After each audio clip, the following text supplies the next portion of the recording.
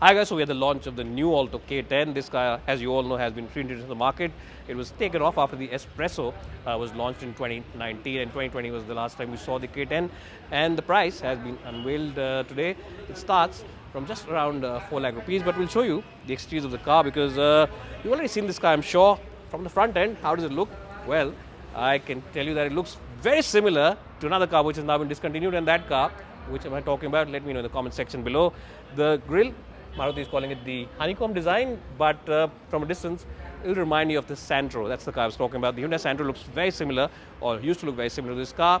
Now, apart from the front end, the design of the car overall is also very tall boyish. It looks very tall boy because that's the way Maruti wants it. And from the side profile, you'll see this car and you'll remember the older version of the Maruti cars. Some cars, which are the A-Star particularly, will look very similar. The tires, 145 section tires on all of the versions, the VXI, the LXI, those are the only two versions on sale. And if you jump inside the cabin, if my camera comes from this, I'll show the interiors of the car. The interiors of the car, well, it's a very plain and simple design, but what do you expect? It's not a very expensive car. It's one of the cheaper cars. The seat comfort, though, is very good. It's a very nice place to be in. You, of course, get digital gauges, which are switched off right now because we don't have the key to the car, and Maruti Smart Play Studio, which is something which all cars in the range now have. Power window buttons are here to control cost, and of course air conditioning switches. So very basic design. This part will remind you of the Wagoner. It's very similar to the Wagoner. You'll remember the Wagoner when you see this part.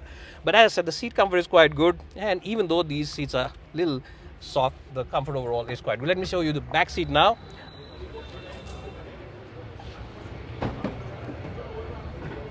The back seat of the car, headroom really is impressive. It's not a very wide car, so you can easily have two occupants. The third one will be a little difficult to adjust. But the backrest angle also is slightly, on the inclined side. Would have been better. It was over. Window is quite large. The room surprisingly is quite good. Headroom is quite decent. So overall, quite a nice and decent place. Plastic quality overall, both in the front and at the back, is just about okay. It's not the best, but it's quite okay and acceptable for the price point of this car. Now remember, this car's fuel efficiency is claimed to be a little over 24 kilometers per liter, which is quite good.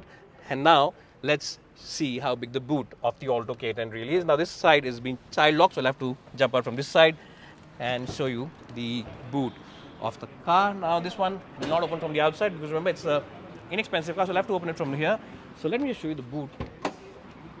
And of course, once I open it, it's quite nice and spacious. Not the biggest, but quite substantial for the price and the size of the Alto K10. What do you think of this car? I'm driving this car tomorrow, and I'll give you the review next week. So do subscribe to my channel if you haven't done so already. Once again, the Alto K10 for you. Also, there's a red color parked behind me, and this also looks quite sharp indeed. See you guys in the next one.